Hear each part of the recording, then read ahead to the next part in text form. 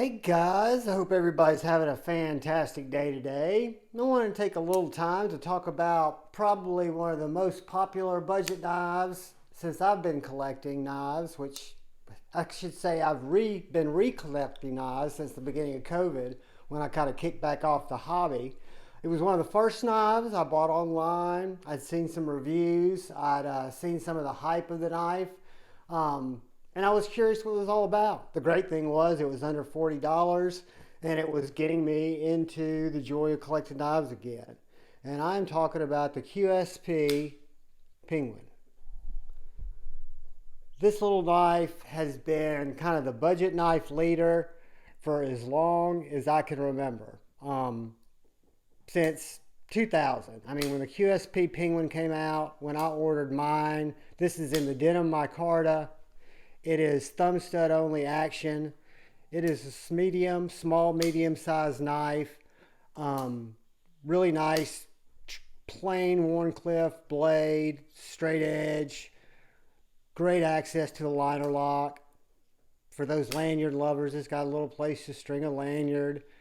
But just really a sub $40, fantastic cutter that would do just about anything you could throw an EDC knife at, whether it's an urban EDC knife or it's a harder working EDC knife.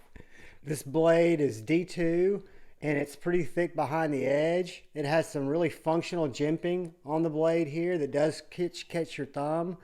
It's a full flat grind that comes down to a pretty sharp and slicey edge, but it's also got enough to work through wood, work through heavier materials. In my medium to large size hand, when I put it on the grip, you can see I can get a full 4-finger grip on that knife.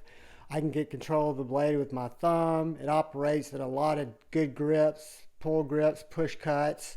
That's why the knife's been so popular. I believe the combination of its overall fantastic utility, combination of a well thought out pocket clip, well thought out materials with the D2 and the micarta, and just releasing this knife to a lot of influencers that got their hands on it, that put it out in the public. And when you've got a good design, guys, and you've got a good knife, the market's going to speak and it's going to be a popular knife and it's going to sell. Some people probably hate this knife, understandably.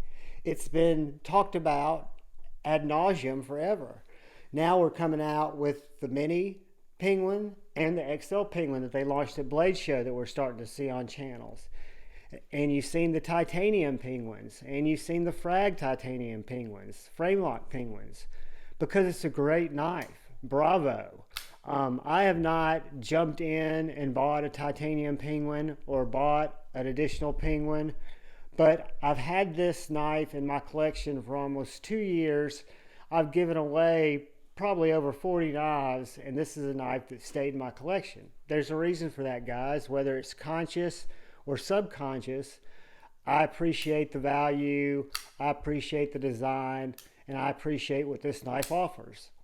It is just a great little knife. Let's do a couple of quick size comparisons and see what it sizes up to that we might be familiar with. Let's look at it next to the Cold Steel 4MAX and the Civivi Baby Banter. Smaller than the 4MAX, bigger than the Baby Banter. Let's look at it next to the Bitch-Made Bug Out.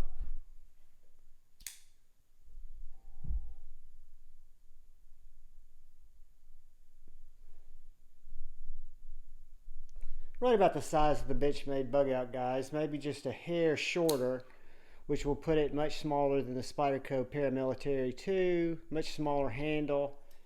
And if we were going to look at the Benchmade Mini Bug Out, it's going to be bigger than the Benchmade Mini Bug Out. So real close to bug out size, maybe slightly smaller. But that is the QSP Penguin, the budget knife with the bang. Guys, thanks for taking the time to watch the video, to stop by. And please, please, please look out for the guy or gal to your left. Please look out for the guy or gal to your right. Look out for one another. Go forward with love, with hope, with a positive spirit. I love you all, guys. Till next time, peace.